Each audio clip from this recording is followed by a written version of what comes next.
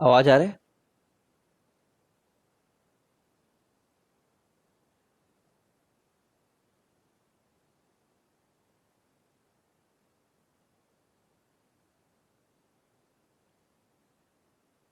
चलो स्टार्ट करते हैं।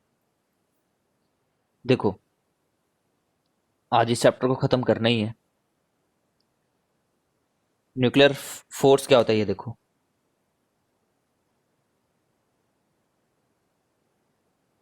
बेसिकली क्या हुआ कि हमें स्टेबिलिटी को एक्सप्लेन करना था, है ना। हमें स्टेबिलिटी को एक्सप्लेन करना था कि कुछ जगह पे क्यों फ्यूजन होता है, कुछ जगह पे क्यों फिजन होता है, कुछ ज्यादा स्टेबल क्यों है, कुछ कम स्टेबल क्यों है, कुछ लोग क्यों अल्फा डीके को प्रिफर करते हैं, कुछ लोग क्यों बीटा डीके को प्रिफर करते हैं। ये चीज को हमें एक्सप्लेनेशन देना था, तो हम लोगों ने एक कॉन्सेप्ट निकाला था बाइंडिंग एनर्जी का। ठीक है। बाइंडिंग एनर्जी टर्म हमने इंट्रोड्यूस किया, इसको एक्सप्लेन किया कि this is the amount of energy released when the constituent nucleons come together and become in a bonded state। ठीक है। तो ये तो हुआ एनर्जी के टर्म्स में। ठीक है। बट हम लोग ना उसको फोर्स के टर्म्स में भी एक्सप्लेन करते हैं। ठीक है। फोर्स के टर्म्स में भी एक्सप्लेन करते हैं स्टेबिलिटी को। तो स्टेबिलिटी का एक एक्सप्लेनेशन बाइंडिंग एनर्जी है, एक एक्सप्लेनेशन न्यूक्लियर फोर्स है। अब फोर्स के टर्म्स में पहले, अगर हम न्यूक्लियर फोर्स को नहीं इंट्रोड्यूस करते तो stability of a nucleus was very difficult to explain. क्योंकि जैसे कि अगर तुम सोचो, चलो इन लोगों में तो एक बार के लिए फिर भी मान जाए, जैसे कि कार्बन है, कार्बन में 6+ लोग रहते हैं। ठीक है।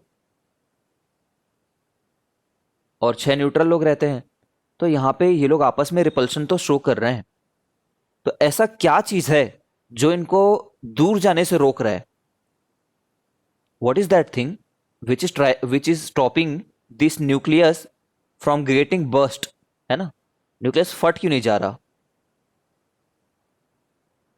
ठीक है। इसमें तो इतना भाई, जब इधर आ जाओ तुम U-238 की तरफ, तब तो हालत और भी खराब है।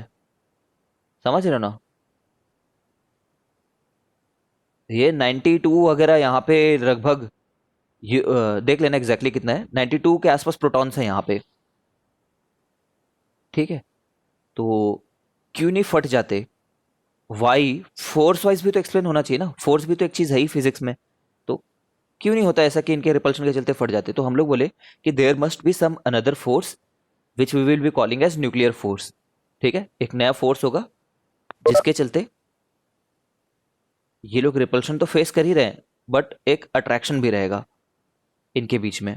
ठीक है। तो न्यूक्लियर फोर्स हमने इंट्रोड्यूस किया, बोले हाइपोथेसाइज किए पहले कि there is an additional force, nuclear force which binds the nucleons together.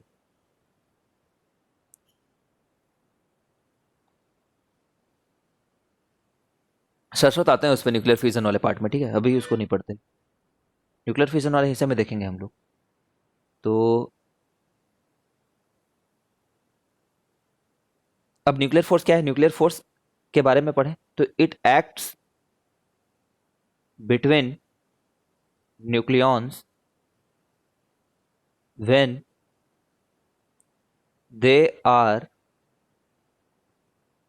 Eight Fermi distances. समझ रहे हो क्या? ऐसा नहीं कि कोई भी एक प्रोटॉन पकड़े, कोई भी दूसरा प्रोटॉन पकड़े और दूर दूर में रख दिया इनको, अब बोलो कि इनके बीच में न्यूक्लियर फोर्स काम कर रही है। नहीं, न्यूक्लियर फोर्स लगभग न्यूक्लियर डिस्टेंसेस पे ही काम करती है। जब वो दो जो न्यूक्लियॉन्स हैं वो न्यूक्लियर डिस्टेंस में है, तभी काम करती है। ठीक है। ज्यादा दूर करो तो जल्दी डीके आउट हो जाती है। ठीक है ना। न्यूक्लियर फोर्स डीकेज आउट, ये डीकेज आउट टर्म यूज करते हैं बिकॉज E⁻⁻ समथिंग फोर्स का एक्सप्रेशन होता है। ठीक है। फोर्स के एक्सप्रेशन में ना, फोर्स कुछ ऐसा होता है, समझ लो force equal to some constant वगैरह E⁻⁻ something something upon R, जैसा कुछ होता है फोर्स से। ठीक है। तुम्हें एग्जैक्ट डेफिनेशन देखना है तो तुम ऑनलाइन देख सकते हो, HC वर्मा के भी बुक में देख सकते हो, बस वो लेकिन अपने नॉलेज पर्पज के लिए है, कोई एग्जाम में ओरिएंटेशन उसका फायदा नहीं है। ठीक है। तो कांस्टेंट टाइम्स E⁻⁻, तो आर जैसे ही बड़ा होता है ना तो एक्सपोनेंशियली कम हो जाता है ये फोर्स। ठीक है। देख, अरे यार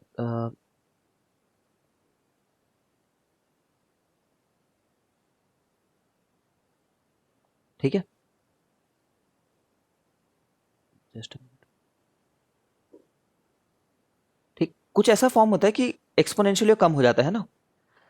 ठीक है, नाउ ये हमारे लिए काम के नहीं है, हम लोग देख लेंगे एक्सप्रेशन अगर हम मन होगा तो। It exponentially becomes almost equal to zero when the nucleons move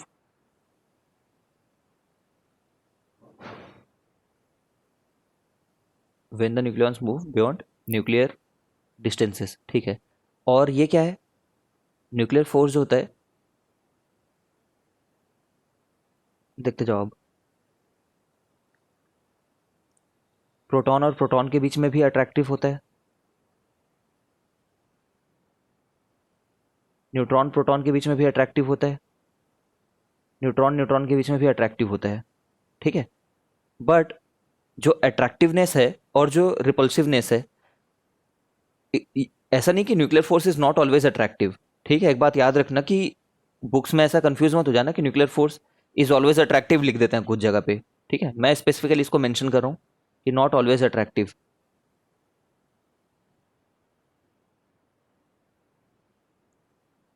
ठीक है, समझो दो न्यूक्लियॉन है और इनके बीच की जो दूरी है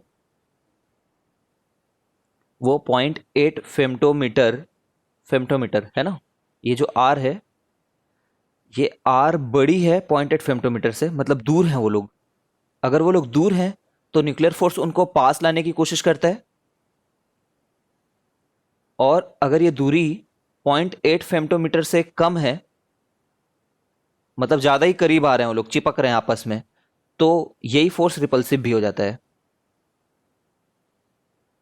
ठीक है, तो अगर किसी बुक में ऐसा लिखा हुआ मिलता है तुम्हें कि nuclear force is always attractive in nature, तो सेंटिमेंटल मत होना, वो ये बोलना चाह रहे हैं nuclear force in general is always attractive in nature for distances है ना, फॉर यूजुअल डिस्टेंसेस, मतलब जनरली ये लोग 0.8 फेम्टोमीटर से ज्यादा दूरी के आसपास हैं। ठीक है, ऑलवेज अट्रैक्टिव एकदम स्ट्रिक्टली स्पीकिंग गलत स्टेटमेंट है। अब एक बात है कि ये लोग इन सब में अट्रैक्टिव तो होते हैं, अट्रैक्टिव तो लिखा ही है मैंने, रिपल्सिव केस कब डिस्कस करेंगे, जब स्पेसिफिकली असर्शन रीजन क्वेश्चन बनाने लग जाए, समझ रहे हो। इट में भी रिपल्सिव जब बहुत करीब आ जाए, बट हम लोग अभी अट्रैक्टिव को लेकर के चलेंगे। बट एक खास बात होती है, ये इक्वल इन मैग्नीट्यूड होता है यहाँ पे, equal in magnitude in all cases.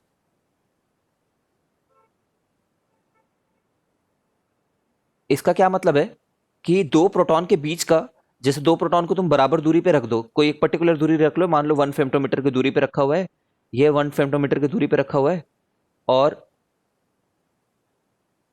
Multiple correct में इट इज ऑलवेज अट्रैक्टिव को गलत करना है। मल्टीपल करेक्ट में ऑलवेज अट्रैक्टिव को गलत ही करोगे ना, क्योंकि गलत स्टेटमेंट है, ऑलवेज अट्रैक्टिव नहीं है, बता तो दिया, एनसीईआरटी में भी लिखा है भाई, कुछ ऐसा नहीं बोल रहा हूँ कि धरती के बाहर की बात बता दी मैंने। ठीक है बट बहुत सारी जगह पे ऐसा लिखा होता है तो स्टूडेंट कंफ्यूज हो जाते हैं, nuclear force is always attractive लिख देते हैं वो लोग, गलत बात है। तो अगर तीनों ही 1 फेम्टोमीटर की दूरी पे रखे हुए हैं ना, तो सबके केस में जो न्यूक्लियर फोर्स की मैग्नीट्यूड आएगी वो बराबर आएगी। ठीक है, तो ये याद रखना है तुम्हें। आते हैं अब,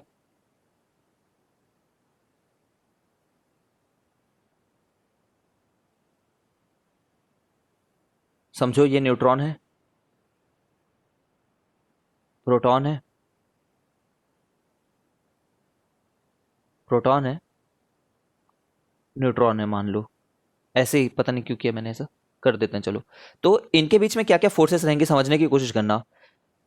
इनके बीच में आपस में एक अट्रैक्टिव फोर्स रहेगा। ठीक है, वो अट्रैक्टिव फोर्स को ऐसे शो कर देता हूं चलो। ये अट्रैक्टिव फोर्स कौन सा है, न्यूक्लियर वाला। ठीक है, इन दोनों के बारे में बात करते हैं। इन दोनों के बीच में भी एक अट्रैक्टिव फोर्स रहेगा, कौन सा वाला, न्यूक्लियर वाला। इनके बीच में एक और अट्रैक्टिव फोर्स रहेगा, बता सकते हो कौन सा, ग्रेविटेशन वाला।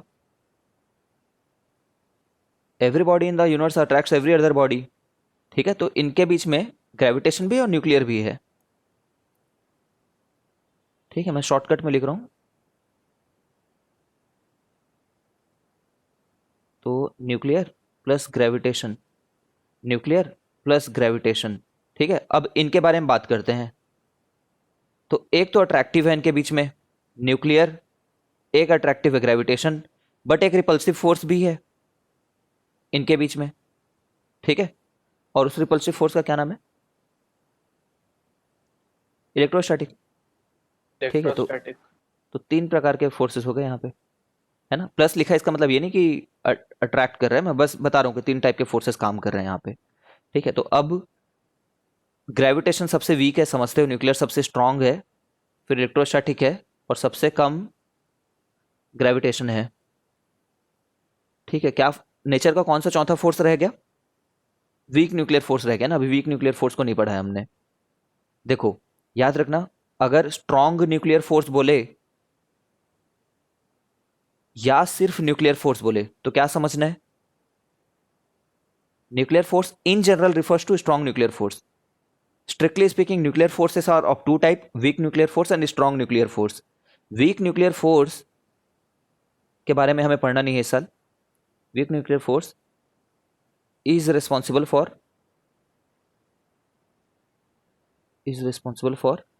decay।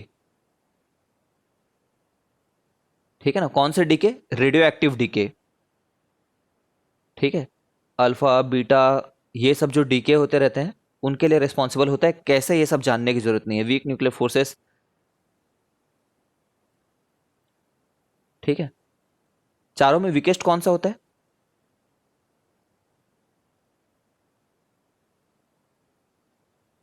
ग्रेविटेशन। ठीक है, तो weak nuclear force are not the weakest force. ठीक है, gravitation forces are the weakest force. तो अब अगर मैं तुम्हें बोलूं कि ऑर्डर ऑफ फोर्स बताओ करके प्रोटॉन प्रोटॉन के बीच में, जब तक हमें डीके वीके के बारे में कुछ बोला नहीं है ना, कभी नहीं पूछेगा तुम्हें डीके के बारे में बाय द वे, तो जब तक कुछ बोला नहीं गया तो यही तीन फोर्सेस का इफेक्ट लेकर के बताना होता है। तो order of force between proton proton, proton neutron, neutron neutron, ये बताना है तुम्हें। ठीक है, नेट फोर्स का, फोर्स नेट के बारे में। तो तुम क्या बोलोगे कि न्यूट्रॉन न्यूट्रॉन ये तो अट्रैक्ट प्लस अट्रैक्ट हो रहे हैं, attract plus attract, attract plus attract. ठीक है, और यहां पे अट्रैक्ट प्लस रिपेल, और इसमें भी न्यूक्लियर का अट्रैक्शन तो बराबर है और ग्रेविटेशन का अट्रैक्शन यहां पे ज्यादा है। ठीक है, ग्रेविटेशन का अट्रैक्शन यहां पे ज्यादा है, तो सबसे ज्यादा तो एन में है, देन पीएन में है, देन पीपी में फोर्स है, इफ ग्रेविटेशन इज कंसिडर्ड।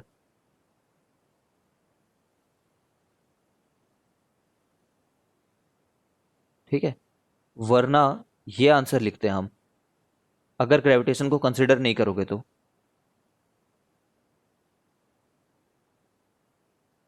ऐसा क्यों बता रहा हूं कंसिडर्ड इग्नोर्ड? क्योंकि वो वर्ड्स एग्जामिनर अलग अलग यूज करते हैं कभी कभी। ठीक है, तो न्यूक्लियर फोर्स के बारे में तुम्हें ना 5 पॉइंट 6 पॉइंट बताओ करके बोलेंगे तो हम लोग बोलेंगे nuclear forces are the strongest force in nature, they are usually attractive in nature but for very small distances they can also be repulsive in nature.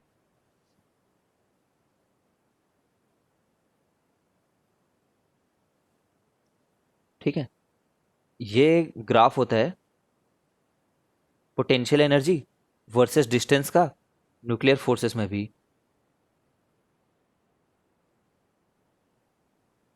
है ना। ये ग्राफ कई बार देखा होगा तुमने, ये न्यूक्लियर फोर्सेस में भी सेम ग्राफ रहता है। के चलते पोटेंशियल एनर्जी, तो जब वो जो दो न्यूक्लियॉन है ना, ये आर एक्सिस क्या है? आर मतलब डिस्टेंस बिटवीन न्यूक्लियॉन। तो अगर किसी न्यूक्लियस में दो न्यूक्लियॉन जो हैं वो R equal to R nought दूरी पे हैं, कितनी आर नॉट की वैल्यू अब तुम बताओ यहाँ पे, तो उसके आगे जो स्लोप है वो पॉजिटिव है, स्लोप इक्वल टू du/dr, ठीक है, ये पॉजिटिव है इधर, मतलब फोर्स क्या रहेगा, नेगेटिव रहेगा, क्योंकि फोर्स तो -du/dr होता है। ठीक है, तो ये वही है, 0.8 फेम्टोमीटर है ये।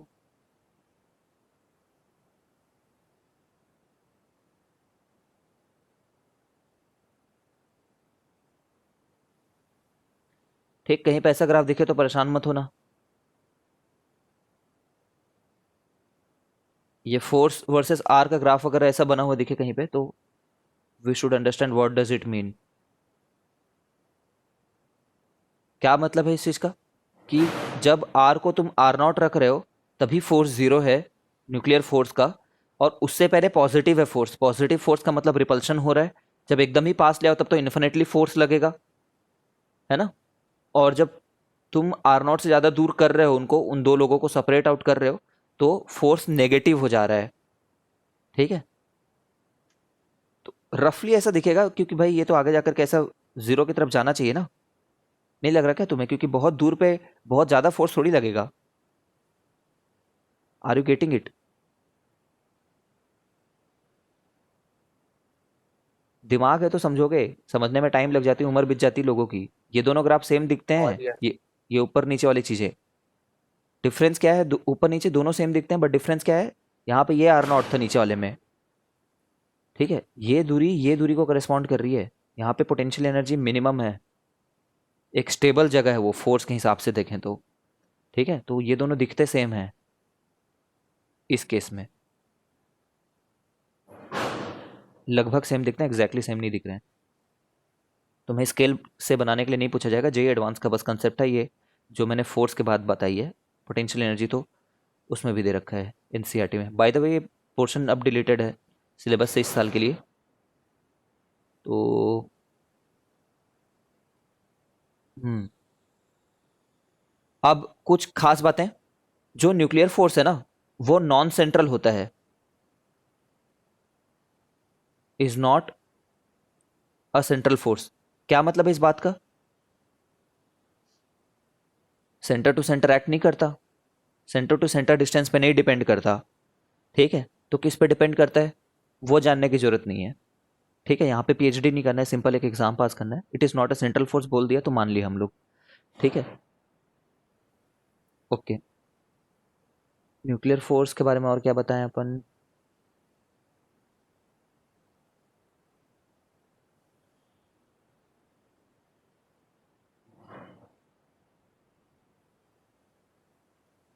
देख लेते हैं अगर कुछ मिस हो रहा होगा तो। ठीक है, देखो क्या क्या लिखा हुआ है यहाँ पे, जल्दी से रीड आउट करता हूँ। बेसिकली अट्रैक्टिव पढ़ लिया हमने, स्ट्रॉन्गेस्ट फोर्स पढ़ लिया हमने, शॉर्ट रेंज फोर्स है। शॉर्ट रेंज क्यों, क्योंकि इसी डिस्टेंस के आसपास काम करता है, ज्यादा दूर जाओ तो खत्म हो जाता है ये, है ना। स्ट्रिक्टली स्पीकिंग खत्म नहीं हुआ है, बट बहुत जल्दी वैनिश हो जाता है, लगभग जीरो की तरफ पहुंच जाता है। ठीक है, ठीक है। देखो, it does not depend upon nature of nucleons का क्या मतलब है, प्रोटॉन प्रोटॉन के बीच में जितना फोर्स है उतना ही प्रोटॉन न्यूट्रॉन के बीच में है। ठीक है, हाँ ये बात याद रखना कि ये it is a spin dependent function, समझ रहे हो। The nuclear force depends on the direction of the spin, इसके आगे याद नहीं रखना है। ठीक है ना, मतलब एक बार पढ़ लेना है पैराग्राफ में कि इट इज, अगर पैरेलल है तो जो फोर्स है वो स्ट्रॉन्गर रहते हैं, अगर दोनों का सेम।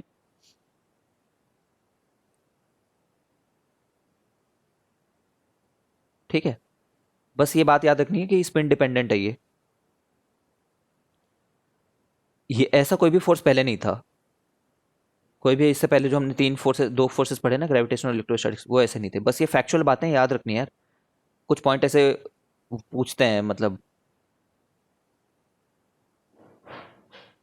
पहले तो एनसीईआरटी में पूछा जाता था, अब तो कहाँ। अब रेडियो एक्टिव डीके आते हैं। रेडियो एक्टिव डीके में तुम जानते हो,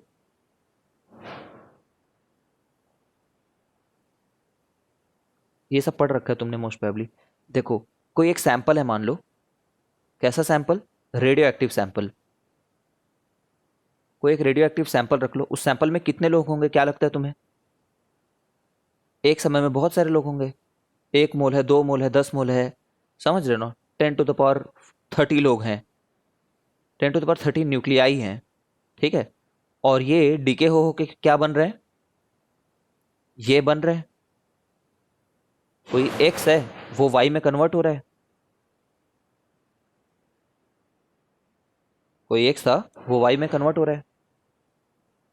ओके, तो किसी शुरुआत में इन लोग की क्वांटिटी मान लो एन नॉट थी, है ना, मतलब यही एन नॉट है स्टार्ट में।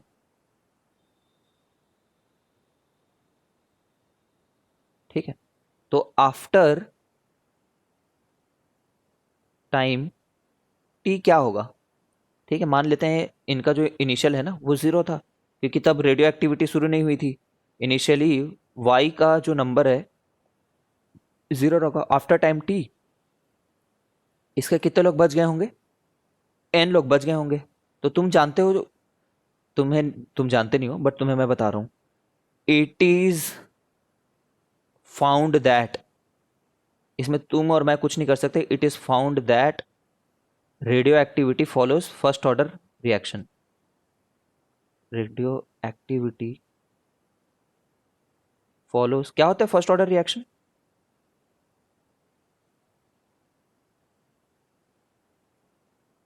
कभी खत्म नहीं होता। ऑर्डर ऑन रहता है। ठीक है, it follows first order kinetics, है ना, फर्स्ट ऑर्डर रिएक्शन है ये। फर्स्ट ऑर्डर कैनेटिक्स बोलो, फर्स्ट ऑर्डर रिएक्शन बोलो। इसमें जो रेट ऑफ रिएक्शन होता है, अगर वर्ड्स में बोलें, मतलब रेट ऑफ रिएक्शन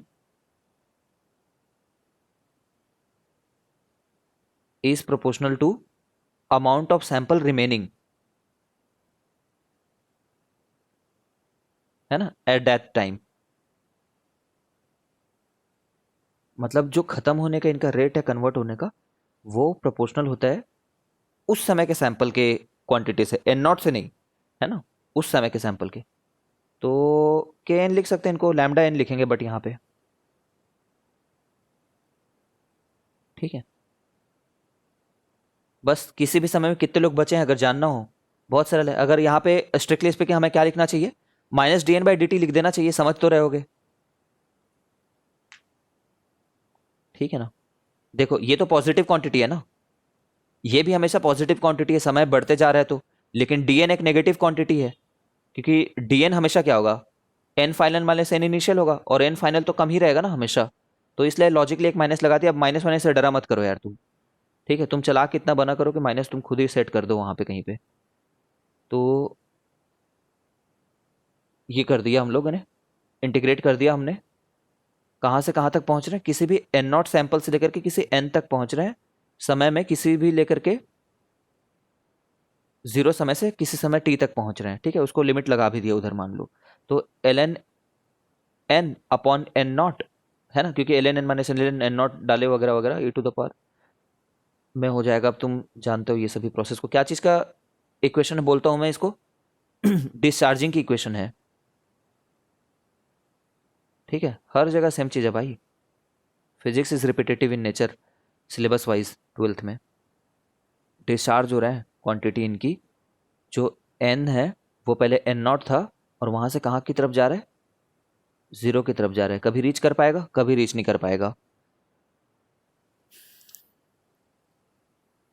ठीक है। I think you know all this thing.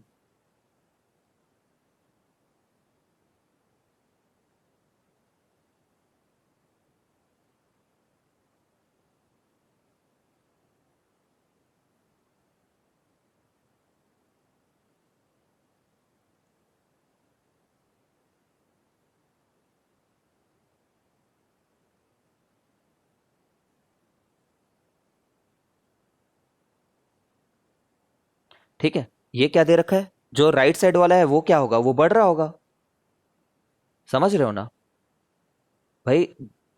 जितना ये कैसे रीड करते हैं इस इक्वेशन को, याद है ना, पता है ना तुम्हें।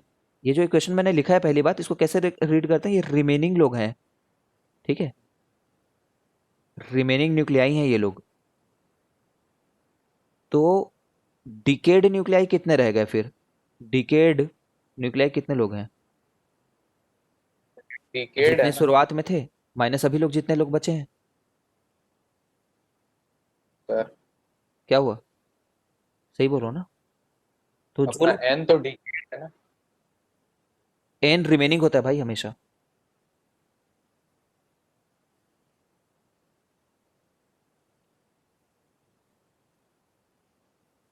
अच्छा हाँ सही।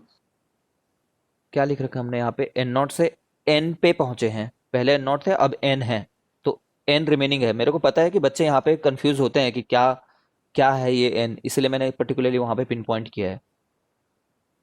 ठीक है, जैसा मैं रीड कर रहा हूँ वैसे रीड करो कि एन कितने बचे हुए हैं, वो ये इस बात पे डिपेंड करता है भाई। टी इक्वल टू जीरो डालोगे तो एन तो एन नॉट आएगा ना, तो एन बचे हुए हैं। तो जो डिकेड है वो इतने लोग हैं, और जितने लोग डिके हुए हैं वही सामने वाला बंदा बना है। वाई का तो नंबर यही है ना, वाई वालों का नंबर। ठीक है, तो वाई वाले तो चार्ज हो रहे हैं जितने यहाँ से। अभी हम लोग ऐसे प्रोसेसेस को बस देख रहे हैं जिसमें ए से बी बन रहे हैं, समझो। ठीक है, सिंपल रखने के लिए इतना ही समझो। ठीक है, आई होप तुम समझ रहे हो कहाँ जा रहा है। एन नॉट की तरफ रीच करने की कोशिश कर रहे हैं, कभी रीच नहीं कर पाएगा। हाफ लाइफ क्या होता है, जितने समय में जो तुम्हारा क्वांटिटी है ना, क्वांटिटी वर्ड यूज कर रहा हूँ, क्वांटिटी हाफ हो जानी चाहिए, हाफ हो जाए। जिस टाइम पे जितने टाइम में क्वांटिटी हाफ हो जाए वो हाफ लाइफ कहलाता है। जैसे कि मान लो शुरुआत में तुमने जो सैंपल था तुम्हारे पास में वो 10 टू द पावर 30 लोग थे। ठीक है, तो कितने टाइम में ये 10 टू द पावर 15 हो जाए, सही बोल रहा हूँ क्या? वो टाइम हाफ टाइम कहलाएगा। नहीं सर। डेफिनेटली हाफ नहीं। Into 10 to the power 30। ठीक है, आधे हो जाएं बस। तो half of 10 to the power 30, ये टाइम को हाफ लाइफ बोलेंगे। तो देखो, एन कितना हो जाना चाहिए, एन नॉट बाई टू रह जाना चाहिए। ठीक है, तो ये कट गया, 2 टू द पावर -1 आ गया, e to the power -1 lambda T है। एल एन ले लिया, एल एन लेकर के माइनस माइनस को कट कर दिया मैंने, तो L N two equal to lambda T आ गया। और ऐसे टी को क्या बोलेंगे, टी हाफ बोलेंगे। ये एक स्पेशल टाइप का टी है ना जिसमें एन एन बाई टू हो गया है, N N not by two हो गया है। ठीक है, तो हाफ लाइफ कितना आ गया इससे, L N two by lambda. तो पक्का रखना है इस चीज को, तो L N two by lambda, L N two की वैल्यू 0.693 होती है, तुम्हें रट्टा याद होना चाहिए।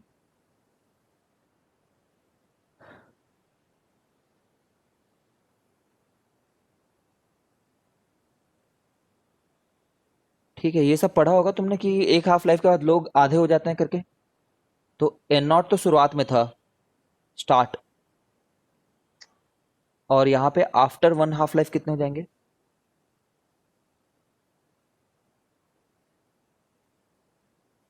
Not by two, two after two half life,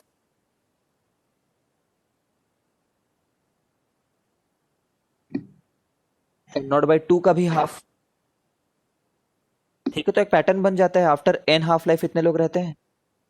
ये क्या है, इतने लोग रह रहे हैं कि इतने लोग डीके हो गए हैं, अब ये बताओ, व्हाट इज दिस। सर रह रहे हैं, इतने लोग रिमेनिंग। रह रहे हैं। हाँ ठीक है ना, after N half life remaining nuclei, A वाले साइड में। ठीक है, ये लो।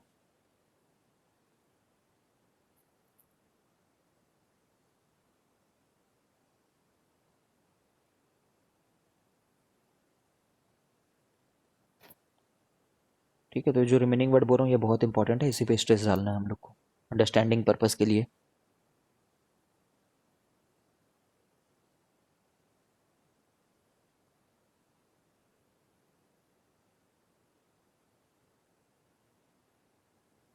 हम्म, ये देखो, यहाँ पे पहले 100% लोग हैं, परसेंट के हिसाब से याद होना चाहिए।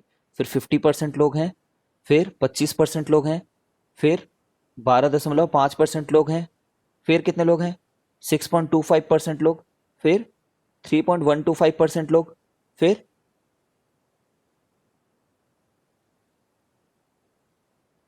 1.56, ऐसा कुछ आ रहा है क्या?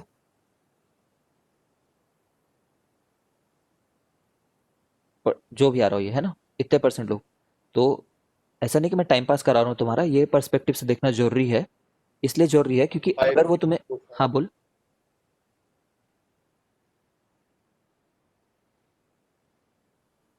कुछ नहीं सर। देखो क्यों ये किए, क्योंकि अगर ऐसा बोला जाता है, मान लो कि शुरुआत में एन नॉट लोग थे और हाफ लाइफ जो है वो मान लो 2 साल है किसी एक न्यूक्लियाई की, 2 इयर्स।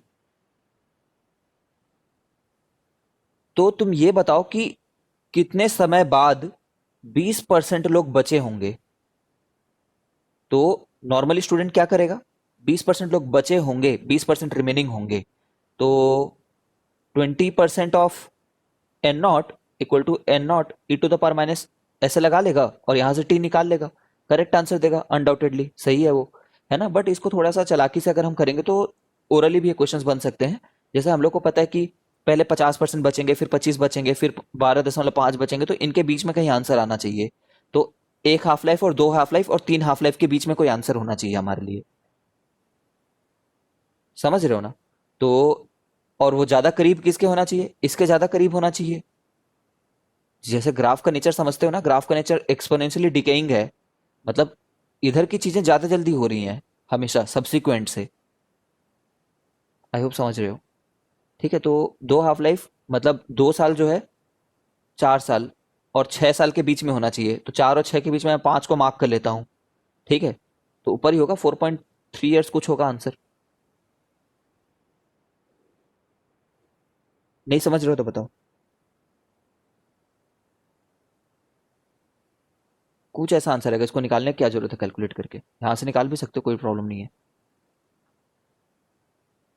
मोर ऑफन वो तुमसे हो ही जाएगा ओरली, तुम्हें पेन चलाने की जरूरत नहीं पड़ेगी।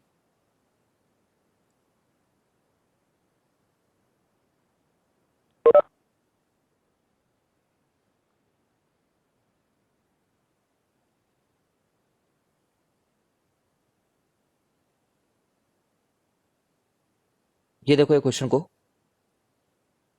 अ रेडियो एक्टिव सैंपल हैज इतना active nuclei, how many of these nuclei will still be in the same active state after 2 half life, मतलब कितने लोग बच जाएंगे बोल रहे हैं,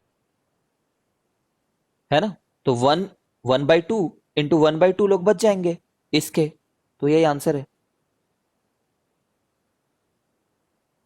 एक हाफ लाइफ बाद आधे लोग बच जाएंगे एक्टिव स्टेट में, आधे लोग तो डीएक्टिवेट हो गए, मर गए, डीके हो गए, उसके भी आधे लोग एक और हाफ लाइफ में डीएक्टिवेट हो जाएंगे। ठीक है, तो ये रिमेनिंग लोग हैं, एज सिंपल एज दैट। ठीक है, ये क्वेश्चन पढ़ो, ये एनसीईआरटी मॉडल है हमारा। इस क्वेश्चन में बोला गया है कि, सुनना ढंग से, the number of U238 atoms is equal to number of इसके atoms, the half life of 238 is इतना years, estimate the age of the rock assuming that all the pb atoms are formed from 238, है ना। मतलब ऐसा बोल रहा है कि पीबी एटम और कहीं से आ ही नहीं सकता, यूरेनियम से ही पीबी आया है, और दोनों की क्वांटिटी बराबर है, तो कितने हाफ लाइफ हो गए होंगे इस हरकत को। पहले पीबी तो बिल्कुल नहीं था, अब पीबी और यू बराबर है, तो कितने हाफ लाइफ हुआ होगा, एक हाफ लाइफ। एक ही हाफ लाइफ हुआ होगा ना। इट वॉज नॉट हियर पहले, अब ये जब आ गया है एक सर्टेन टाइम बाद, तो ये दोनों बराबर हैं। बराबर कब रहते हैं, जब ये हाफ हो जाए और उसका हाफ कंप्लीटली इधर कन्वर्ट हो गया हो, तो एक हाफ लाइफ हुआ होगा। तो ये जो भी पेड़ है, what ever tree this is, it is 1 half life year older, है ना। ट्री बोला है क्या, रॉक बोला है ना। ये जो भी रॉक है 1 हाफ लाइफ ईयर ओल्डर है। ठीक है, समझ गए हो क्या कार्बन डेटिंग कैसे होता है अब करके।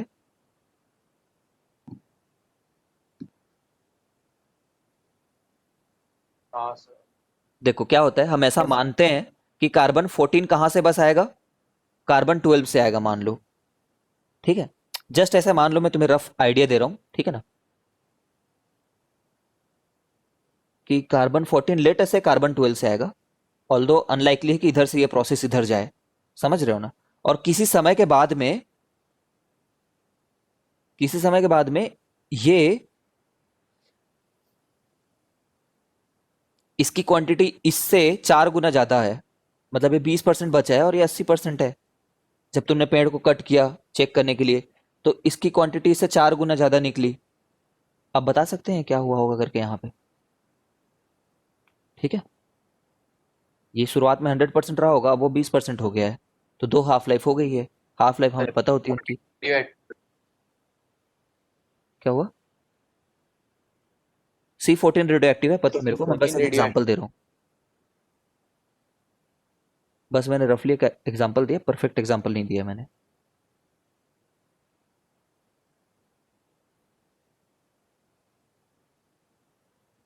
ठीक है, अब एक टर्म होती है एक्टिविटी।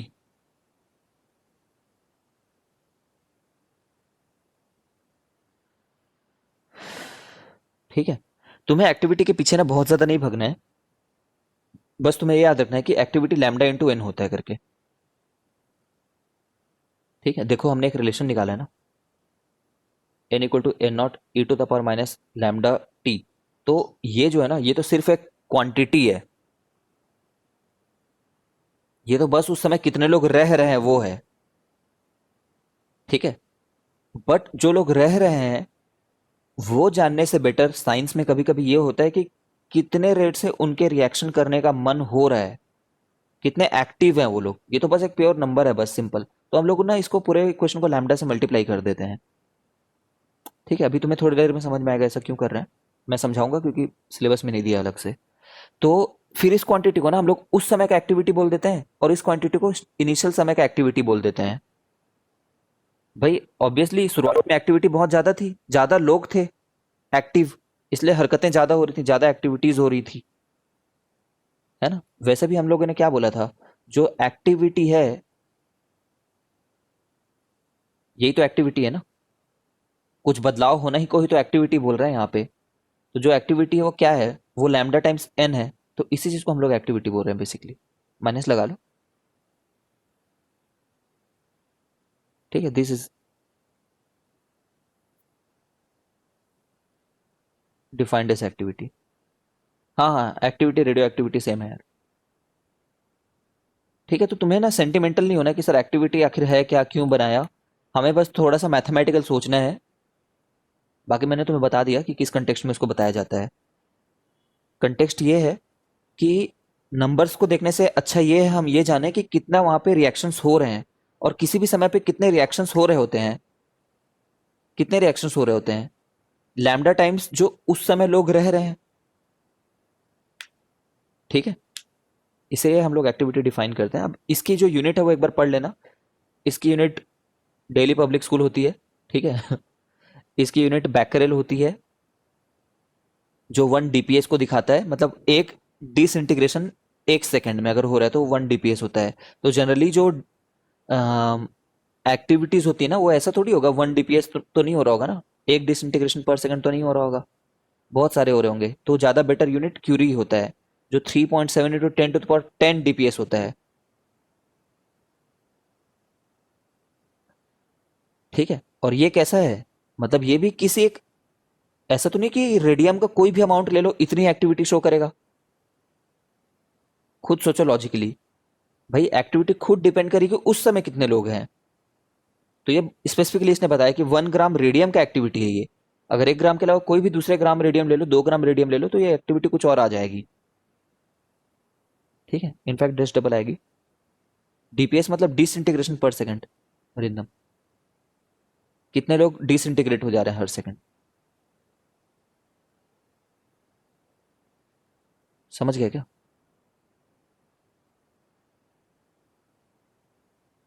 ठीक है, तो you don't have to very sentimental, just याद रखो कि लैम्डा से मल्टीप्लाई कर देते तो एक्टिविटी पता चल जाती है उस समय की, कितने लोग एक्टिव हैं। कितने लोग एक्टिव है नहीं, ऐसा नहीं, कितनी एक्टिविटी हो रही है ऐसा समझो, है ना। कितने लोग एक्टिव हैं वो तो एन ही दिखा रहा है ना, N is the number of active people. But कितना बदलाव हो रहा है, what is the amount of, what is the amount of rate of reaction, तो वो लैम्डा एन दर्शाता है।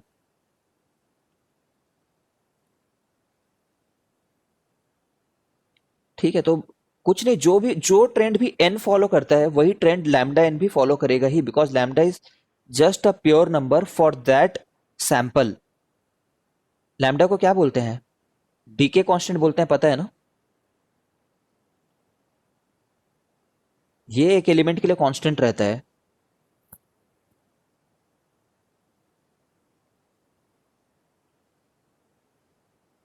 जैसे इस क्वेश्चन को देखो यार, the decay constant for a radioactive nuclide is this much. अच्छा, यूनिट इसकी पर सेकंड रहेगी, जानते हो? Yes I hope sir. समझ रहे हो। D N by D T जो है वो लैम्डा एन है अगर, ठीक है, तो ये और ये यूनिट वाइज कट गए, तो इसकी यूनिट क्या आई? टाइम इनवर्स आई। ठीक है, तो ये लैम्डा दे रखा है। अब इसने बोला है find the activity of a sample containing 1 microgram of इतना। ठीक है, इसने कुछ कुछ ये दे रखा है, neglect the mass difference between the given radio isotope and normal copper. ये तो बात की बात है। तो उस समय कितने लोग हैं बस ये देख लो। जो उसने 1 माइक्रोग्राम दे रखा है, इसमें कितने कॉपर हैं ये देख लो। तो 1 माइक्रोग्राम में इतने कॉपर रहेंगे, है ना? ये जानते हो ना कैसे हो रहा है?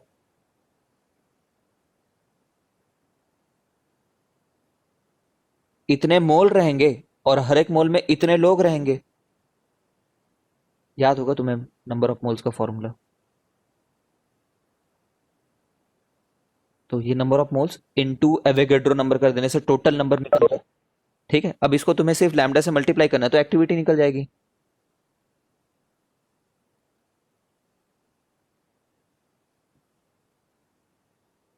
ठीक है, अब ये क्या दिखा रही है देखो, ये दिखा रहा है कि इतने डिसइंटीग्रेशन पर सेकंड हो रहे हैं करके, उस सैंपल में उस समय पे, दुनिया के हर समय नहीं, उस सैंपल में उस समय पे इतनी एक्टिविटी हो रही है, इतने लोग डिसइंटीग्रेट हो रहे हैं।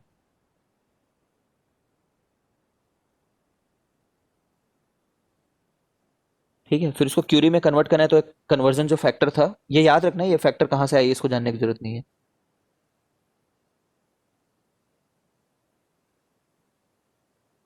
ठीक है, activity after N half life यही रहेगा, बिकॉज एन जैसा भी बिहेव करता है, ठीक है, अगर लैम्डा से मल्टीप्लाई कर दो तो तुम्हें एक्टिविटी मिल जाती है।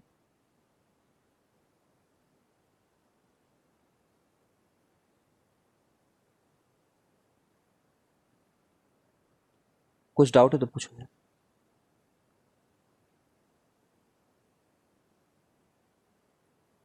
चलो इस क्वेश्चन को करो खुद से।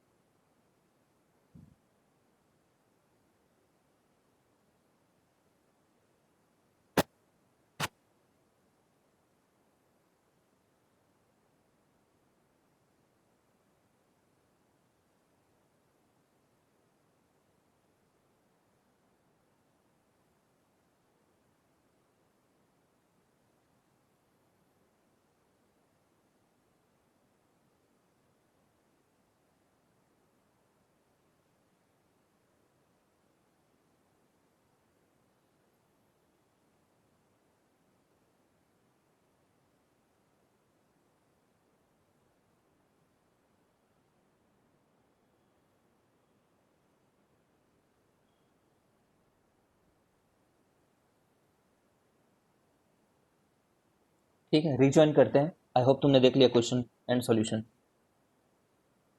ठीक है, ये बस एक डेफिनेशन है, इसको खुद से पढ़ लेना। Activity per unit mass is called specific activity, है ना?